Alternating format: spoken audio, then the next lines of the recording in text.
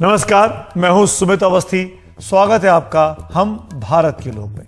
इस कार्यक्रम में हम लेकर आते हैं वो खबरें जो आपसे सीधा वास्ता रखती हैं। इन खबरों को आप लोगों तक पहुंचाने का मकसद यही है कि हम आपको देश और समाज में घट रही घटनाओं से अवगत करा सकें और कभी कभी तो सचेत भी करा सकें। आज कुछ ऐसी ही अहम खबरें हैं जो हम आपके लिए लेकर आए हैं। आज की बड़ी खबरें। अपना बनाने वाले मामा ही जिसने मामा कहा वही रेपिस्ट निकला। आरोपी की पत्नी ने भी उसका साथ दिया है। आज की दूसरी बड़ी खबर मद्रास हाई कोर्ट के आदेश की है, जिसमें पैटर्निटी लीव यानी पितृत्व अवकाश को जरूरी करने की बात की गई है। एक इंस्पेक्टर को बड़ी राहत मिली है। और तीसरी बड़ी खबर, एक हादसा जिसमें हमने अपनों को खोया था, उसको एक बड़ा इंसाफ मिला है। लेकिन सबसे पहले सबसे जरूरी खबर, वो खबर जिसमें भरोसे को तोड़ा गया, रिश्तों को तार तार कर दिया गया। एक ऐसी खबर जिसे हर लड़की के माँ बाप को आज जरूर देखना चाहिए। रिश्ते में तो वो इस मासूम का मामा नहीं था, पर ये बिटिया इसको मामा कहकर बुलाती थी। ये मामा भांजी का रिश्ता किसी शकुनी या कंस मामा के रिश्ते से भी ज्यादा घिनौना आपको लग सकता है। ये केस दिल्ली का है। नाबालिग पीड़िता जिसे मामा कहती है, ये बहुत बड़ा सरकारी कर्मचारी रहा है। नाम है इनका प्रमोदय खाका। खाका दिल्ली में महिला और बाल विकास आयोग में डिप्टी डायरेक्टर के पद पर तैनात था। सुना ना आपने, महिला और बाल विकास आयोग। और इस आरोपी मामा जिसका नाम खाका है, इसने ना महिला की अस्मिता की चिंता की और ना ही बाल विकास यानी बच्चों के लालन पालन की।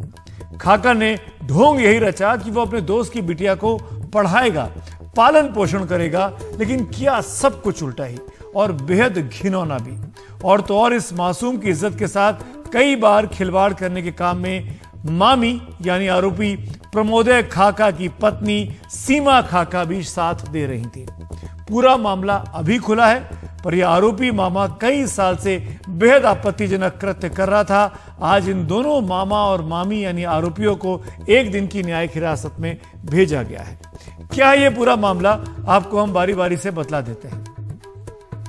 ये दिल्ली का मामला है। डिप्टी डायरेक्टर के पद पे थे, प्रमोदय खाका इनका नाम है। अपनी दोस्त की बेटी को इन्होंने अपने साथ रखा और उसके साथ बलात्कार किया, ये आरोप है इन पर। नाबालिग बिटिया है, अपने आरोपियों को मामा मामी कहती है। अक्टूबर 2020 में इस लड़की के पिता की मौत हो गई थी। पिता के दोस्त यानी इसी प्रमोदय खाका ने, जो कि आरोपी है, लड़की को अपने घर में रखना शुरू किया। अक्टूबर 2020 से लेकर मार्च 2021 तक करीब 6 महीने ये लड़की आरोपी के घर पर रही। नाबालिग लड़की के साथ इस दौरान रेप करता रहा। 31 अक्टूबर 2020 को पहली बार शारीरिक शोषण हुआ। नशीला पदार्थ खिलाया गया इस मासूम को और उसके बाद लड़की के साथ शोषण किया गया। फरवरी 2021 में फिर से दोबारा शोषण किया गया शारीरिक तौर पर। इसके बाद यह मासूम बच्ची गर्भवती हो गई। आरोपी खाका की पत्नी सीमा ने लड़की को गर्भ निरोधक गोलियां दी, यानी वो सीमा अपने पति का साथ दे रही थी जिस पति ने इस बच्ची के साथ बलात्कार किया, ऐसा उस पर आरोप है। अपने बेटे यानी एक मां ने अपने बेटे की मदद से घर में गर्भ निरोधक गोलियां मंगवाई और वो इस बच्ची को खिलवाई, जिससे गर्भपात हो गया। अब आप सोच रहे होंगे कि मामला खुला कैसे, यह भी आपको जानना बहुत जरूरी है। पीड़ित लड़की जिसके साथ ये बदतमीजी हुई, जो गलत काम हुआ, वो बीमार रहती थी। उसे घबराहट यानी पैनिक अटैक्स आ रहे थे। उसे अस्पताल में भर्ती कराने की नौबत आ गई। और जब अस्पताल में उस लड़की के साथ बातचीत की गई, उस लड़की ने पूरा मामला खोल कर रख दिया और बताया कि जिन मामा मामी के साथ वो घर में रहती थी, उन्होंने उसके साथ कैसी ज्यादती की है। फिर जाकर पुलिस में शिकायत हुई है। अब आप ये पूछेंगे, सोच रहे होंगे कि आदमी आखिरकार कौन है ये व्यक्ति। जान लीजिए शख्स को। इस तस्वीर को ध्यान से देखिएगा। प्रमोदय खाका इनका नाम है। दिल्ली के बुराड़ी में रहता है। मूलतः झारखंड के हजारीबाग का है। ये तमाम बातें मैं आपको इसलिए बता रहा हूं कि आपके आसपास भी ऐसे बहुत से चाचा चाची मामा मामी रहते होंगे। अपने बच्चों को, खासकर अपनी बच्चियों को, उनसे संभाल कर जरूर रखिएगा। मैं ये नहीं कह रहा कि हर व्यक्ति ऐसा हो सकता है, पर आज के जमाने में भरोसा कैसे तार तार होता है वो इस पूरी कहानी से दिखाई देता है। जब बात रही खाका की, इस प्रमोदय खाका के पिता टिस्को से रिटायर हुए हैं। इनकी अपनी खुद की एक 22 साल की बेटी है, एक 21 साल का बेटा है, वही बेटा जिसने वो पिल्स ला के दी थी जिससे गर्भपात हुआ इस बच्ची का। प्रमोद है 1998 में दिल्ली सरकार में वेलफेयर ऑफिसर बने और जिस बाल सुधार गृह में निर्भया का नाबालिग आरोपी था, आपको याद होगा निर्भया कांड दिल्ली में हुआ था 2013 में, वो उसका जो आरोपी था वो जिस बाल सुधार गृह में था, ये व्यक्ति प्रमोद खाका वहां का सुपरिटेंडेंट रहा है उस वक्त में। 2022 में महिला बाल विकास विभाग में जब कैलाश गहलोत साहब की तैनाती हुई दिल्ली सरकार में, तो ये प्रमोद खाका उसके ओएसडी यानी ऑफिसर ऑन स्पेशल ड्यूटी बनाए गए। 2023 में इस विभाग की जिम्मेदारी आतिशी के पास आ गई और कैलाश गहलोत से ले ली गई। तब आतिशी ने इस व्यक्ति प्रमोद खाका को इस पद से ओएसडी के पद से हटा दिया था। वारदात जब हुई है 2020 के अक्टूबर 2020 के आसपास की बात है, तब अपने विभाग में असिस्टेंट डायरेक्टर था और आप जब ये मामला पकड़ा गया तो ये डिप्टी डायरेक्टर बन चुका है महिला और बाल विकास आयोग का। यानी इस 3 साल के वक्फे में इस खाका का प्रमोशन भी हुआ डिपार्टमेंटल के तौर पर, असिस्टेंट से डिप्टी डायरेक्टर बन गया। मामला सामने आने पर अब इस खाका को इस विभाग से निलंबित कर दिया गया है और गिरफ्तार भी कर लिया गया है। और कुछ इस मामले के ऐसे पहलू में भी जो आपको जाननी बहुत जरूरी है, क्योंकि जिस बिटिया के साथ यह कुछ हुआ है उसकी कहानी बहुत ही दर्द भरी है। ये बच्ची दरअसल गोद ली हुई बच्ची, यानी जो इसके ओरिजिनल माँ बाप हैं वो भी ओरिजिनल नहीं, उन्होंने इस बच्ची को गोद लिया था। 2007 में इस परिवार ने इस बच्ची को गोद लिया। गोद लेने वाले पिता से बच्ची बहुत जुड़ी हुई थी, बहुत लगाव था। इस पिता की मौत कोरोना काल में हो गई। कोरोना की वजह से मौत नहीं हुई थी, इसीलिए पोर्टल पर इनका नाम नहीं दिखाई देता है। पिता की मौत के बाद ये बच्ची गहरे सदमे में उतर गई, चली गई थी। वो उत्तरी दिल्ली के एक नामी स्कूल में पढ़ती थी, वो डिप्रेशन में चली गई, अवसाद में आ गई, उस बच्ची का स्कूल छुड़वाना पड़ा। और उस वक्त में ये आरोपी खाका, जो प्रमोद खाका है, उस बच्ची को अपने पास ले आए और ये उन्होंने उनकी माँ से कहा कि मैं इस बच्ची को पालूंगा पोसूंगा, इस बच्ची को आप मुझे दे दो। और माँ ने दे भी दिया, ये सोचते हुए कि ये जिम्मेदार पद पर बैठा व्यक्ति है, इसकी मदद करेगा। लेकिन अब ये बच्ची की स्थिति यह है कि वो अच्छे स्कूल से निकलकर ओपन स्कूल में आ गई है, डिप्रेशन का शिकार है, उसको पैनिक अटैक आते हैं और अब इस बच्ची का पूरा जीवन जो है वो एक तरीके से बहुत ही विपरीत दिशा में जा रहा है। अब कोर्ट में आज क्या क्या हुआ वो जानना भी जरूरी है, क्योंकि कोर्ट में इनको पेश किया गया और कोर्ट में जब इनको पेश किया गया दोनों लोगों को, प्रमोद खाका को और उनकी पत्नी को, उसके बाद खबर यह आ रही है कि इस पूरे मामले को लेकर अब बयान सामने आ गए हैं। 1 दिन की न्यायिक हिरासत में भेजा गया है, मेडिकल जांच इनकी पूरी कर ली गई है और जो चीजें निकल कर सामने आई हैं वो देखनी बहुत जरूरी है। इस बीच में एक आपको सीसीटीवी का फुटेज भी दिखा रहे हैं, क्योंकि जिस सीसीटीवी के फुटेज की मैं बात कर रहा हूं, ये डिप्टी डायरेक्टर साहब ने अपने भागने की तैयारी कर ली थी। इनको जब पता लगा कि बच्ची ने बयान दे दिया है पुलिस को और पुलिस इनको ढूंढ रही है, तो ये वकीलों से संपर्क करने की कोशिश में थे ताकि अग्रिम जमानत ले सकें और किसी तरीके से कोर्ट से भाग सकें। वो एक वकील के संपर्क में भी था, अदालत में अग्रिम जमानत अर्जी देने की तैयारी में था कि गिरफ्तार होने से बच सके। लेकिन अब जब पकड़े गए हैं तो 1 दिन की न्यायिक हिरासत में दोनों पति पत्नी को आज भेजा गया है। कल शाम को ये 2 मुख्य जो आरोपी हैं, इसमें प्रमोद खाका और उनकी वाइफ, इन दोनों को हमने अरेस्ट किया था। 24 घंटे के अंदर हमने जो है कोर्ट में पेश किया और न्यायिक जो है ऑनरेबल कोर्ट है, उन्होंने न्यायिक हिरासत में इनको भेज दिया। It is very pre mature at this stage कि जो हम किसी कंक्लूजन पे आए। हम हर तरीके से बड़े प्रोफेशनल तरीके से इसमें जांच कर रहे हैं। जो भी इन्वेस्टिगेशन में आएगा वो उस लिहाज से हम जल्द ही चार्जशीट करने की कोशिश करेंगे। कोई ऐसा कॉन्क्रीट एविडेंस अवेलेबल नहीं है फ्रंट ऑन द रिकॉर्ड जिसके बेसिस पर अभी सरफेस किया जाए, लेकिन अभी स्टेज ऑफ जो इंक्वायरी की, जो इन्वेस्टिगेशन की स्टेज है विवेचना की, वो बहुत ही प्रारंभिक स्थिति पर है। जैसे जैसे आगे केस बढ़ेगा, चीज़ें अगर कुछ निकल करके आएंगे, we ready to be face the all challenges, but it seem to be, ऐसा कुछ लग नहीं रहा है केस से, क्योंकि जिस प्रकार के उन्होंने एलिगेशन लगाए थे, जैसे प्रेगनेंसी का था, तो प्रेगनेंसी की चीज़ तो पूरी तरीके से फॉल्स है, बेसलेस है, क्योंकि ऑलरेडी 20 साल पहले उनकी वासेक्टोमी हो चुकी है, उनकी नसबंदी हो चुकी है, तो प्रेगनेंसी का कोई चांस नहीं है। और अब बढ़ते हैं आज की दूसरी बड़ी खबर की ओर। मद्रास हाई कोर्ट ने पैटर्निटी लीव को लेकर एक बहुत अहम फैसला दिया है। अदालत का कहना है कि पैटर्निटी लीव यानी पितृत्व अवकाश को बच्चे के बुनियादी अधिकार के रूप में देखा जाए। यानी बच्चे का अधिकार है कि उसके पिता को छुट्टी मिले।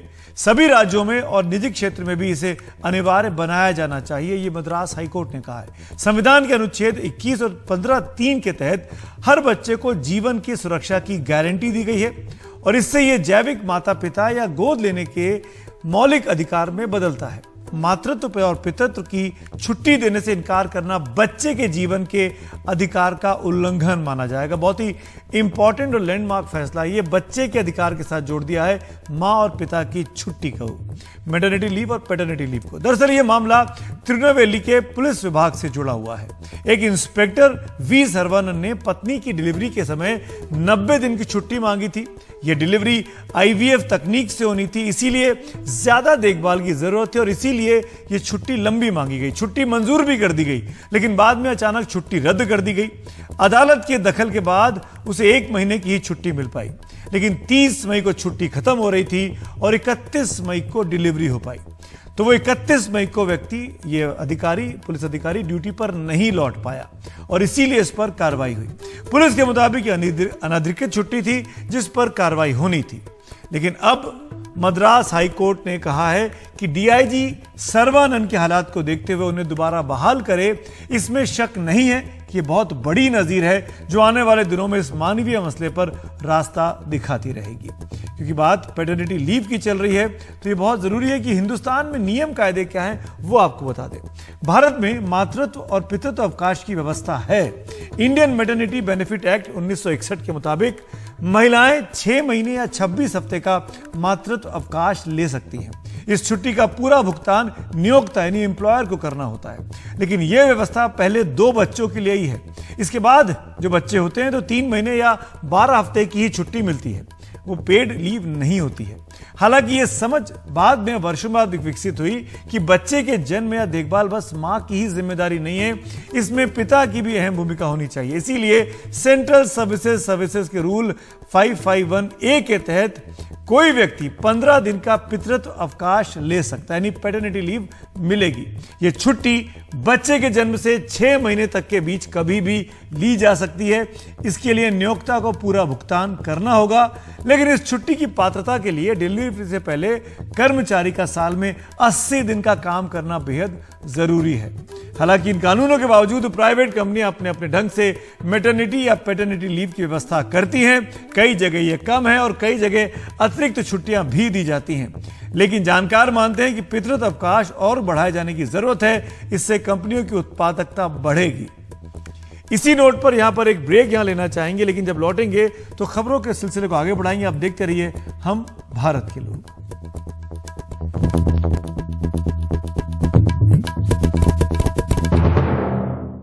हम भारत के लोग में ब्रेक के पहले हम बात कर रहे थे पैटर्निटी लीव के बारे में कि किस तरीके से एक ऐतिहासिक फैसला मद्रास हाई कोर्ट ने दिया है। पैटर्निटी लीव के बारे में आपको यह भी जानना चाहिए कि दुनिया के मुल्कों में, अलग अलग मुल्कों में किस तरह के नियम कायदे हैं, वो भी हम आपको बता देते हैं। इस वक्त जो मेरे पास जानकारी है उसके मुताबिक कई देशों में पितृत्व को बहुत ज्यादा महत्व दिया जाता है। जापान पिता बनने वाले लोगों को पूरे साल भर की छुट्टी देता है। यह मां को मिलने वाली छुट्टी से बिल्कुल अलग होता है। इसके अलावा सरकार के सोशल सिक्योरिटी कार्यक्रम के तहत आंशिक भत्ता भी आपको मिलता रहता है। 2021 में आइसलैंड ने मातृत्व पितृत्व अवकाश पर नया कानून बनाया। इसके तहत माता पिता दोनों को मिलाकर साल भर की छुट्टी मिल सकती है और दोनों को यह छुट्टी 6-6 महीने मिलेगी। लेकिन यह व्यवस्था भी है कि अगर दोनों में कोई चाहे तो 1 महीने की छुट्टी एक दूसरे को ट्रांसफर भी कर सकता है, यानी 7 महीने की छुट्टी एक व्यक्ति ले ले और 5 महीने की छुट्टी कोई और व्यक्ति ले ले। अब बात फिनलैंड की करते हैं। फिनलैंड में 164 दिन यानी 7 महीने का अवकाश दिया जाता है, पितृत्व अवकाश। यह छुट्टी बिना लिंग भेद के मां और पिता दोनों को मिलती है। यह बच्चे को गोद लेने पर भी मिलती है, यानी दोनों जैविक अभिभावक ना भी हो तब भी यह छुट्टी उनको मिल सकती है। लिथुआनिया की बात करता हूं। लिथुआनिया में मां को 18 हफ्ते की छुट्टी मिलती है, पिता को 4 हफ्ते की छुट्टी मिलती है। इसके अलावा दोनों 156 हफ्ते की अतिरिक्त छुट्टियां भी साझा कर सकते हैं।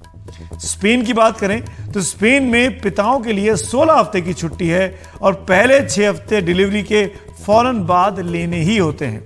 अगले 10 हफ्ते पहले 12 महीनों में आप कभी भी ले सकते हैं। हालांकि दुनिया के कई देशों में पितृत्व अवकाश नहीं भी मिलता है। ऐसे करीब 60 देश हैं और जिनमें अमेरिका जैसा विकसित और डेवलप्ड जो देश है वो भी बताया जाता है, वो भी उस सूची में है कि वहाँ छुट्टी नहीं मिलती है। वैसे इसकी मांग हर जगह हो रही है कि पितृत्व अवकाश यानी पैटर्निटी लीव को कंपलसरी किया जाए। और जो कुछ मद्रास हाईकोर्ट ने कल कहा है वो बहुत इंपॉर्टेंट हो जाता है कि बच्चे के जीवन अधिकार से जुड़ा हुआ है कि पिता को भी छुट्टी मिले जैसे मां को छुट्टी मिलती है। Universal declaration of human rights भी यही कहता है कि हर पुरुष और स्त्री को एक परिवार होने का हक है, एक फैमिली का हक है। फैमिली का मतलब है एक पुरुष, एक स्त्री या 2 पुरुष 2 स्त्री, जो भी फैमिली की डिस्क्रिप्शन है।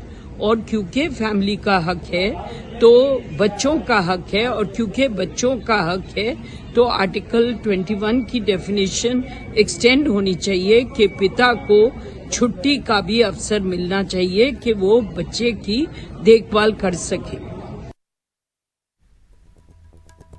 और आइए अब इस कार्यक्रम में आखिर में हम आपको वीडियो ऑफ द डे दिखाते हैं। आज की तस्वीरें आपको चौंका देंगी, परेशान भी करेंगी। हम आपको पाकिस्तान के खैबर पख्तूनख्वा इलाके का एक वीडियो दिखा रहे हैं। वहां पर एक केबल कार बीच रास्ते में फंस गई। केबल का तार टूटने से एक शिक्षिका और छात्र फंसे हुए हैं। इनमें बचाने के लिए पाकिस्तानी सेना का हेलीकॉप्टर लगाया गया, लेकिन अभी तक उसको पूरी तरीके से कामयाबी नहीं मिल पाई है। खतरा यह भी है कि जैसे हेलीकॉप्टर इस केबल कार के पास पहुंचता है तो तेज हवा के कारण वो तार को टूटने का खतरा और बढ़ जाता है कि केबल कहीं टूट ना जाए। अभी भी रेस्क्यू ऑपरेशन चल रहा है। जो ताज़ा अपडेट हमने लिखा तब तक ये जानकारी थी कि रात भर ये रेस्क्यू ऑपरेशन चलेगा और इस केबल कार में फंसे हुए जो शिक्षिका और छात्र हैं उसको बचाने की कोशिश में पाकिस्तानी सेना लगी हुई है।